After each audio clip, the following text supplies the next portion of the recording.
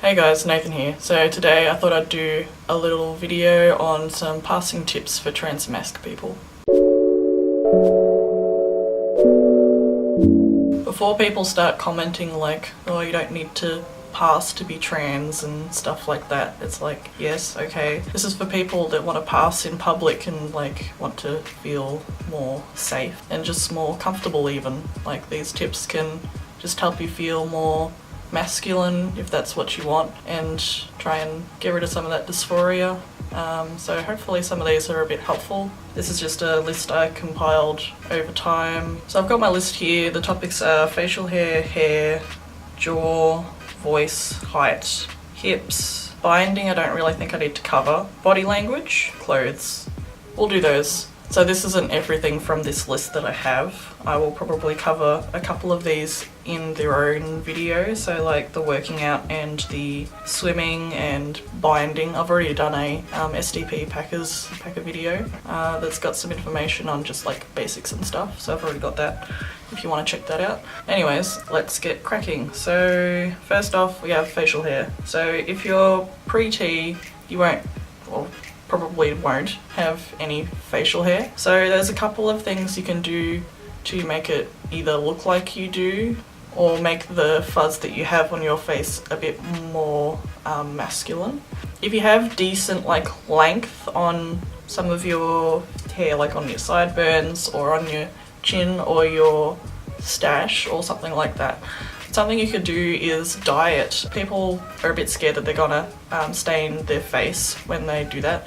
It does a little bit. I would go for the lighter shades of dye for a start, and then you just like, when you wash it off, give it another wash with some soap and then it should come off, the stain should come off. I did a video on me dyeing my little peach stash, which it's dyed at the moment, so it might look a bit darker, I'm not sure. At the moment this is dyed with the dark brown, but when I first started I think I used maybe the light or medium, and it still made a difference being light or medium. So try out the lighter shades first before you go darker. That would be my tip for that. Another thing you can do is, I've heard a couple of people talk about it already, you could use, or I'm not sure if it works, but some people use coconut oil to try and grow their facial hair a bit more. I think it works a little bit. I tried it maybe like a year ago. I feel like it made a slight difference, just like a tiny bit. Like, I feel like it was noticeable to me, but you could have a go and see how that works out for you. You could use that with dyeing it, so you could grow it with the coconut oil and dye it. The coconut oil won't grow it like very much at all though. I feel like it only grow like a couple of mils, if that. But there's no harm in trying, so give that a go. What you do with the coconut oil is you like get it on your face and you like kind of massage it in for a little while, and you just leave it sit there, like you go to sleep and like sleep in it overnight or whatever. And that's how it like kind of sets into the skin. So that's how I used to try it and do that. So you could give that a go and see how that works out for you. If you don't have much fuzz or the coconut oil thing didn't work or whatever, you could just shave off that peach fuzz. A shaven face looks more masculine than a peach fuzzy face. It could be like a good way to like ease your dysphoria a bit, like for yourself. You could use makeup on areas of your face to try and make it darker, like the mascara thing, when you put it on your hair, but it doesn't look as realistic. I would go for the dye method before that, to be honest, because it looks more realistic if it's the actual hair is dyed. Another thing is eyebrows, so you want to try and like not really touch your eyebrows as much, so only like get the ones like in the middle, very middle of your eyebrows, and then like just like leave the rest go. Thick eyebrows are seen as more masculine typically, so whatever you can do to, you could even fill them in if you want to, that might work for you. In terms of haircut, I've got a hat on at the moment because like, oof, that's pretty bad. Generally tight on the sides and then a bit longer on the top is pretty masculine. Something to avoid is at the edge here, like the sideburny bit, get that squared off. That's a much more masculine look. Often I see people on Tumblr and stuff asking us like, do I pass? And they've got like this thing here. It's very feminine look to like have like a point here. So I would suggest just cutting that squaring it off. Even like when I first got my hair cut short, the hairdresser, because I wasn't out obviously, she would just cut it like more feminine and it'd be like kind of like pointed, and then when I'd get home I'd just like zzz, and just like make it nice and squared off. Another thing is with hair, you want to keep it like more messy. A more brushed out looking haircut looks more feminine, so go for like more grungy, like messy looking hair. Shut up. God, now I lost the post. Going great. Oh yeah, body hair. Keep that, well, if you want to. You don't have to, but body hair is typically seen as more masculine, so if you want to feel more masculine or look more masculine, body hair is generally a thing. There are some things you can do like with your jaw to like make it more sharp, so that's just basic like jaw exercises, so you can look up different ways to do that. Chewing gum is like something you can do to try and sharpen up the jaw and strengthen the muscles. It's kind of like a minor thing though, it's like it's not really gonna help you pass much, I don't think. You could do, if you're worried about your voice, you could do some voice exercises. So there's a couple of things that I've seen where people hum and then they like stretch the neck and they hum as low as they can and they like do that. Singing male songs is another thing people do. Speaking slowly and more controlled, and speaking from like down in your chest, that's another thing you can do. So you could try one of those or try a couple of them together or whatever floats your boat really. For height, you can wear shoes with bigger heels, inserts. I've seen a couple of things where wearing pants that have like either a slight break at the bottom, so a break is like, so just one of those creases, like, or like full straight leg, it can help like make you look taller. I feel like there's something with stripes too.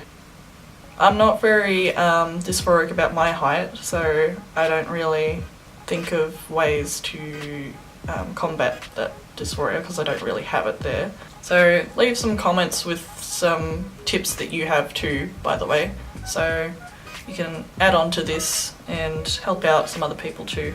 With your hips, so I've got like a bit of a muffin top, so that kind of makes me look like a bit more bleh, and that's very like dysphoria, just get out, yeah, it's just bad. So something that I don't do it now, but I used to like, I'd put my pants on that widest point and then have my belt on it, so then that would be a bit smaller. Don't cinch don't cinch it down though, because that will not be good for you, so don't do that to an extreme because that could be really bad. Losing weight obviously can help with that. A tip that I got from Titona was board shorts. So the fact that they've got such a wide waistband, they kind of slim you down in the hips. So that's something that you could try in the summer or whenever really.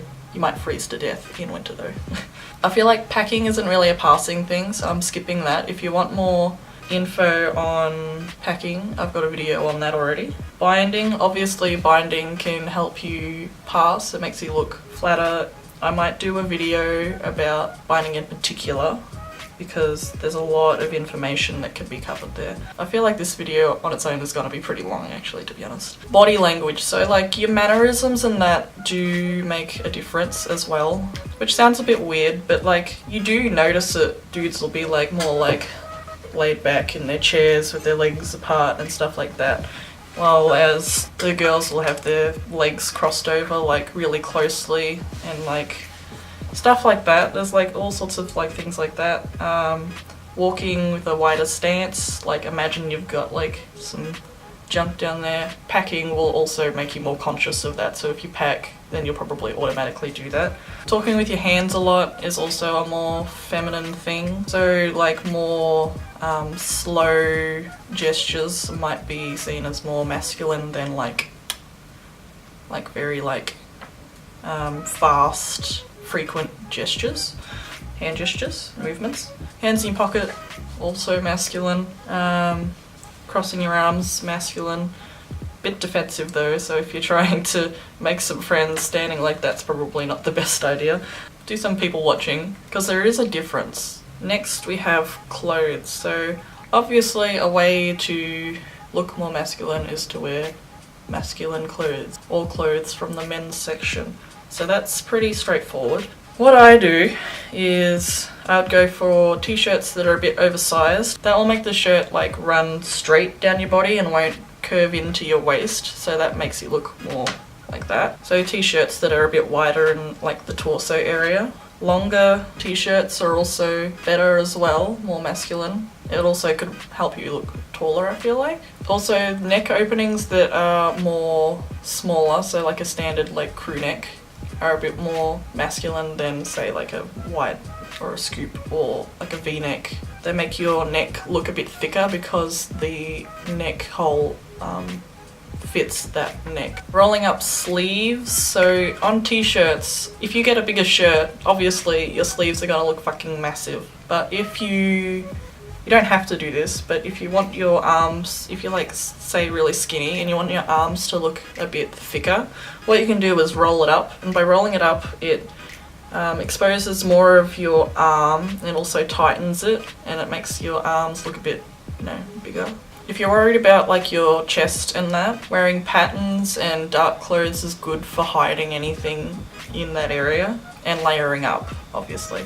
Also, as for accessories, just keeping it simple, like a leather bracelet or something like that, or a watch. I wear a watch like all the time.